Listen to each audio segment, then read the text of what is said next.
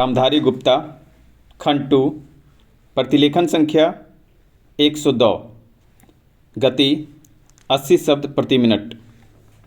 अध्यक्ष महोदय, इन राष्ट्रवादियों ने परंपरागत हस्तशिल्प उद्योग के विनाश और आधुनिक उद्योगों के विकास को बाधित करने वाली सरकार की आर्थिक नीतियों की निंदा की। उनमें से अधिकतर ने भारत को रेलों उद्योगों और चाय कॉफ़ी के बागानों में लगाए जाने के लिए बड़ी मात्रा में विदेशी पूंजी के आयात पर इस आधार पर विरोध किया कि उसकी वजह से भारतीय पूंजीपति दब जाएंगे और साथ ही भारत की अर्थव्यवस्था पर, उसके शासन तंत्र पर ब्रिटेन की जकड़ और मजबूत होगी। उन्हें यकीन था कि विदेशी पूंजी के निवेश ने न केवल वर्तमान बल्कि भावी पीढ़ियों के लिए भी एक गंभीर आर्थिक और राजनीतिक खतरा पैदा कर दिया है।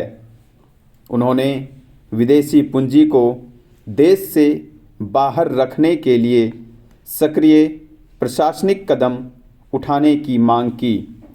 गरीबी को दूर करने के मुख्य उपाय के रूप में प्रारंभिक दौर के इन राष्ट्रवादियों ने भारतीय जीवन के हर क्षेत्र को आधुनिक बनाने और ख़ास तौर पर आधुनिक उद्योगों को विकसित करने का सुझाव दिया, लेकिन तीव्रगामी औद्योगिकरण के लिए सरकार का सक्रिय सहायता और शुल्क से बचाव के लिए एक नीति की आवश्यकता थी।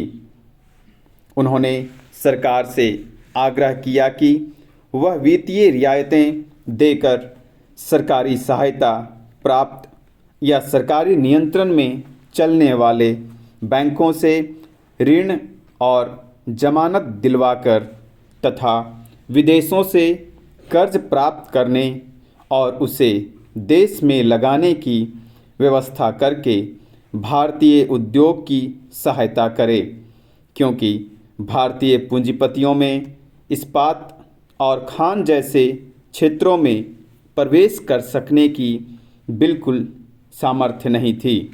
लेकिन औद्योगिक विकास के लिए यह आवश्यक था।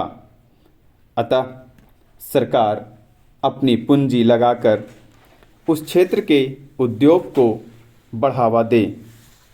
औद्योगिक व्यापारिक सूचनाओं के एकत्रण और प्रसारण तथा तकनीकी शिक्षा को आगे बढ़ाने की व्यवस्था करें।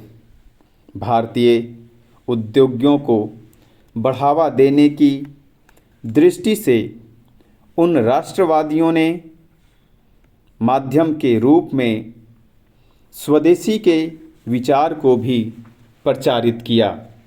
सन 1877 के शाही दरबार में गणेश वासुदेव जोशी हाथ की बुनी विशुद्ध खादी की पोशाक में उपस्थित हुए हैं। सन 1896 में महाराष्ट्र में एक प्रभावशाली स्वदेशी आंदोलन आयोजित किया गया था, जिसमें छात्रों ने खुलेआम विदेशी कपड़ों की होली जलाई। राष्ट्रवादियों ने सन 1875 से 1880 के बीच आयात पर शुल्क खत्म करने और सन 1894 से 96 में रुई अब आबकारी कर लगा देने के लिए विरोध अखिल भारतीय स्तर पर सशक्त आंदोलन चलाया।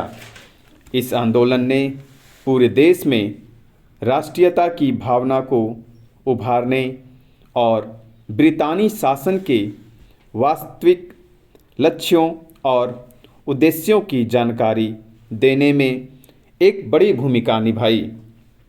28 जनवरी 1896 को पूना के केसरी ने लिखा, निश्चय ही भारत को एक विस्तृत चारागाह समझा जाता है जो मात्र यूरोपियों के चरने के लिए आरक्षित है।